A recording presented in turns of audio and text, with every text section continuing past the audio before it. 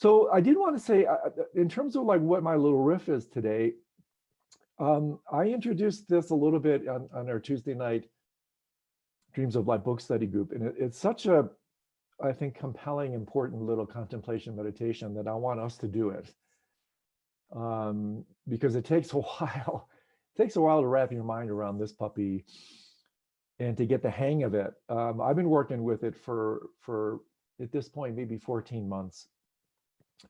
And the more I play with this, the more mind-bending this one is. And it's challenging, to say the least, because it's just so antithetical, so completely antithetical to the way we see the world. It's a little bit what I write about in part 3 of my Dreams of Light book. And so basically this little contemplation we're going to do is a way to start kicking down the door, to put some dents in this view. You know, whether we know it or not, even if we don't have a view, that's still a view of reality. It's either nihilism or, I mean, there's no such thing as no view. Everybody has a view about the world, whether they know it or not. If they can't put a label on it, it doesn't matter. You still see the world based on some particular understanding of reality. And so there's so many ways to talk about the standard default view, the view of representationalism, and that's the word I use in my book, where the idea here is that it's called representationalism because we have this unquestioned way of looking at the world that we feel in an unexamined way. And remember Plato, Socrates, the unexamined life is not worth living. Excuse me. So we have this unexamined view that there's something out there. Duality, solid, lasting, independent, a world out there. I parachute into it when I'm born. I FedEx out of it or whatever when I die. It's also called the correspondence theory of truth. And in more philosophical terms, it's sometimes referred to as realism. And there are a number of forms of this realism: naive realism, critical realism. Critical realism is what most of us subscribe to, which is more or less the view that, yeah, there is something out there, but it's not like 100% independent of me. You know, on some level, I know I color it a little bit. And so there's a particular kind of contemplation that comes about that I kind of put these together when I was really reflecting on this teaching from a neuroscientist, Donald Hoffman. You know, I think I mentioned his book. I gave a little endorsement for it last year. I'm rereading it again. This is an amazing book. Do I have it down here? You should see my room. If you saw my room, you would just be aghast. It's amazing. Oh, what I basically do is before I come on, I take this shovel and I just kind of clear the screen between me and this, because otherwise, honestly, some days, if I ever don't show up, it's because the book's buried me. I'm almost like not kidding. I'm too embarrassed to show you, but if I took my camera, I mean, there's like bookshelves everywhere, and you know, I have to almost wear a helmet down here. It's actually kind of scary. Or snorkel. I need a snorkel. So anyway, I thought, I guess I don't have it. For the deeper divers out there, I highly recommend this book. It's, oh my gosh, I do have it. Haha, see, I knew it once I shoveled enough. Here it is. The Case Against Reality. Why Evolution Hid the Truth from Our Eyes. This is an amazing book. Not easy. It's for the eggheads out there. It's a pretty academic, scholarly, scientific book, but it is one clever book.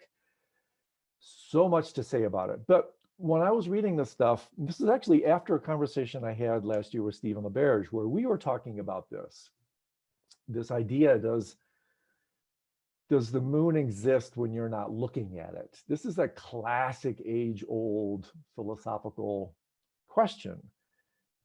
Is the world, you know, using the moon, does the moon exist when you're not looking at it? And so saying that it does, saying that the moon is there when you're not looking at it, that's called non-contextual realism, which means it's irrespective of a context. That baby is always there. And again, most of us adhere to this.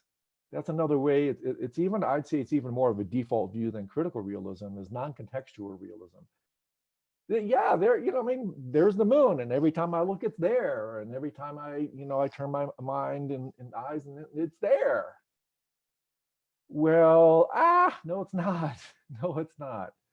And the thing about this that's so awesome is that this is, I wouldn't say standard fare, but the deeper diving meditative spiritual teachings are exactly about this. And so when I read about this, philosophy, yeah, a little bit, but I get bored with philosophy, honestly.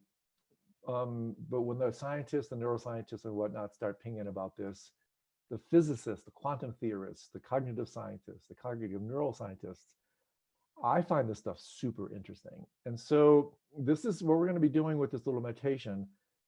And it takes, you have to do it over and over and over, because, repetition, I write about this in my first book, Power and Pain, whole chapter on repetition. Repetition has gotten us into this dualistic mess. Whether we know it or not, we are constantly practicing samsara. We're constantly practicing duality, whether we know it or not. That's our default mode practice. We don't even know it's a practice. In a certain sense, we've practiced it so much, we're so good at it, it's a performance. We hardly even have to practice anymore. We're performers. But we have been trained to see the world this way, this dualistic way. This is not the way the world is. This is not reality. This is samsara. This is duality. It's not the way the world is. So when the scientists talk about non-contextual realism, they're talking about this axiomatic given view that we talk about in the spiritual business as duality. And so the world does not exist in this way. Counter to our intuitions, is completely counterintuitive. The moon is not there if you don't look at it. And so it's like, oh, are you kidding me? Well, this is where you have to start to suss out. There's a lot to suss out here. And so I'm just going to start throwing some stuff out today. We'll do the practice. Maybe we'll talk more about it next week. And then again, maybe I'll read some of these unbelievable supporting statements from what's called cubism, which is a really wild form of quantum theory that supports this. There's a whole lot of really clever people that talk about this sort of thing. And it's really helpful to read 5, 10, 15, 20, 100 different statements from all these disciplines, basically reinstating the same view, because it's so against the way we see things. We need to hear it over and over, the repetition thing, over and over and over again. So one thing we have to state at the outset is that this is where you have to make the distinction between phenomenal and relational reality. So in Buddhist terms, for those of you who know this is the difference between what's called paratantra and parikalpita in the Yogacara tradition. Basically saying the same thing, just different words. But philosophers talk about the difference between relational and phenomenal reality. Phenomenal reality is what you perceive. It's what you bring to what is out there. Your history, your projections, your hopes, your fears, your hardware, your software.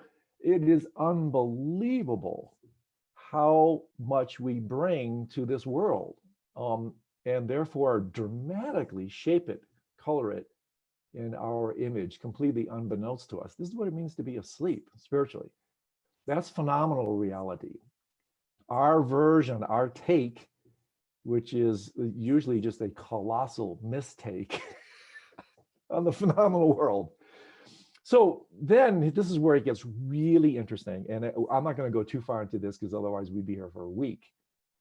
Then you have what philosophers call as relational reality, paratantra. There is something, quote unquote, and this is the hornet's nest. What is that thing? What is it that's out there? Is it even out there? John Wheeler, again, physicist, student of Einstein, I love this quote. he's big in this stuff, or at least he was. He died. He famously says, there is no out there out there. This is from a hardcore quantum physicist. This is not a mystic. So this idea of what relational reality is, that's beyond our scope for today. But it's a tremendously interesting topic. So here's the practice. Here's what we're going to do. And it's a fake it till you make it practice. And we're going to be faking it. It's actually a type of impure illusory form practice, actually. And it's a contemplation meditation that I conjoined a little bit with my dreams, with dream work. And, the contemplation is the following, and it's just like such a mind F, pardon my, whatever, my French. You can't even say that. I actually said that once, and then somebody sent me a letter saying, you can't even say pardon my French anymore. It's like, you have to be so PC these days. It's like, I need some running editor, like, no, you can't say that. No, you have to use that pronoun. No, you can't do that. You can't go there. I mean, like, give me a break. Please give me a break. Stop sending me all this feedback. Some of it's most welcome. Honestly, really, I try not to cross the lines. My humor is a little edgy. If I do say something that's off, call me on it. But anyway, I think you get that little rant. So what you want to do here is contemplate this staggering truth that is so like, are you kidding me? That we're going to do this by closing our eyes. And so I did this on the Tuesday group. And so your eyes are closed, right? Everybody close your eyes. And so you're sitting here with your eyes closed, and gosh, golly gee, you just 10 seconds ago, there was this goofball on this screen, and then the screen itself, and then the room, it's there, right? Wrong. Dead wrong. What did Mark Twain say? Again, this is another one misattributed. I heard another attribution to this one, not Mark Twain, but Josh Billings, humorist, 18th century. It's not what you don't know that gets you in trouble. It's what you do know that just ain't so. Thinking that that screen is there that you just saw, a minute ago, that room that you just saw a minute ago, thinking that it's there waiting for you. It's just ain't so. You just think it's there. Independent of you, waiting for you. When you open your eyes, it's going to be there. Wrong. Wrong. At the speed of sight, and that's a little exercise, at the speed of sight, the minute you open your eyes, you bring forth the room. You bring forth your perception of the room, the screen, everything you see is co-constructed with lightning fast rapidity. In fact, that's part of the kicker. It happens so fast, so constantly, so unconsciously that we take that as a given. That it's not a construct, it's just the way it is. It's not the way it is. It's just not. And so what we're going to do is, in 5-10 seconds, we're all going to open our eyes, and at the speed of sight, you're going to co-create this room, the screen, everything you perceive in the actual instant that you perceive it. So open your eyes, bang.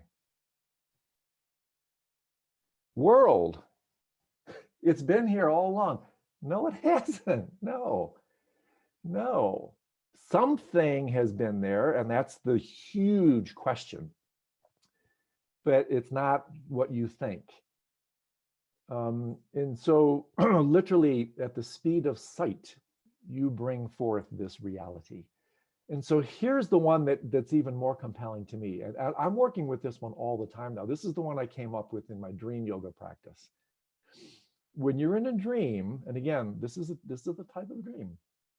When you're in a dream, you assume you have a dream body. You assume you have dream eyes. You assume that there's a dream landscape in there. And really, for most people, before they examine it, they almost feel that there's a pre-existing dreamscape that they just kind of enter. No, there isn't. It's just your mind. And so in a dream, and this is where Carlos Castaneda thing, he never said this. So he was off on this one. You know, the famous art of the dreaming, the art of the dream, art of dreaming. You know, if you want a kind of state check for lucidity is look at your hand in a dream. Well, he didn't say in that book is there's no hand for you to look at. The actual looking creates the hand. There's no hand in there, just like there's no eyes in there. If there is, point it out, find it. It's not there. The minute you look for the hand and bring it to your face, you're not bringing a dream hand up there. There isn't one. You're creating it. And even the so-called eyes that see that dream hand, you're creating that. None of that is true. So even in addition to that, what I started doing with my dreams that I now do here is that, you know, you're in a dreamscape and you probably never thought of this. This is where dream yoga is so cool. You just assume axiomatically, oh, there's a dream environment. I turn my head in the dream. Oh, there's a dreamscape. It's been there. No, it hasn't. No, it hasn't. It's not there. The minute you turn, you're not turning into a pre-existing dream. You're creating that environment the minute you look. It's not there. That's a little bit, even though that may be tricky, that's relatively easy to this. And that this is like, I'm looking, you know, you guys are seeing something behind me that I'm not seeing right now. You're seeing my bookshelf and all my silliness is back there. That doesn't exist for me yet. However, when I do this, oh, there it is. Ah, it's been there all along because it's the same thing that was there before. It's not. It's not. The minute I turn around, I enact that. It's not there. And so in the same way, and this is such a profound contemplation. When you leave the room that you're in, that room doesn't exist for you yet. You're going to step into that room and you're just going to, without even thinking, oh, the same old room, the same old objects. No, no, no. That sense of sameness is just born from habituation. And unless you think that there's someone else seeing the same thing that can confirm it to you, not. That's just kind of consensual reality. So this is the mind bender, just like in a dream. When you walk around, you think you're seeing this pre-existing world and you have some relative, not absolute, relative verification because, oh, that's there, it was there yesterday. It's the same thing. It is not. And so it's such a profound contemplation. I've been doing this big time for the last year. That when I leave this and I go out into my study, into my library, that library doesn't exist for me. I walk up the steps, those stairs aren't there yet. I walk upstairs and do whatever I'm going to do, it's not there yet. I enact it, I bring it forth. Unless you think, oh yeah, that's just your vision doing that. No, all your senses. Vision is just the most interesting. All your senses, you know, oh, I'm touching, I'm going to reach out and touch my body. I'm going to reach out and touch whatever. It's there independent of me. No. Every one of your senses, everyone, all five, is not representational. Everyone is co-creative. Even the sense of touch, you actually bring forth that world at the moment of contact. So isn't this stuff just so bloody cool? I just love it. It just completely blows my mind. And especially really, and maybe I'll share, oh, I got so excited, I talked way over. When I start pinging some of these supporting quotes from the neuroscientists, the physicists, from all these, you know, again, because, oh, lo and behold, let us bow at the feet of the arbiters of truth. Hey, don't get me wrong, I love science. Really, if I had to do it all over again, I would totally be a neuroscientist. Really, I would. But, you know, we don't need to capitulate to the high priests of science. But on this level, there's a tremendous resonance. And these people who investigate this stuff from a completely non-spiritual point of view, they're saying the same bloody thing. And to me, I have to say, again, even though I kind of deride this kind of scientific scientism, the science behind this stuff is what's really changed this for me. I've been doing these contemplations literally for 30 years, these investigations, and yeah, they're super helpful. But to me, with my Western dispositions and whatnot, it's when I read the science And all, not just one science, but all these different disciplines pinging on the same staggering truth, it starts to really work on me. It starts to really shape shift the way I think. And anyway, I throw that out as a contemplation. I find it actually beyond profound. But because for many of you, it may be just like radical. And so like, you got to be kidding me type of thing. You got to work with it. You got to play with it. Fake it, fake it, fake it, fake it, fake it. And eventually you'll start to make it, or in a certain sense, not make it. You'll actually start to see that, oh my gee, even though there isn't one, OMG, there is no pre-existing world here. I bring it forth. I am responsible for the world that I create.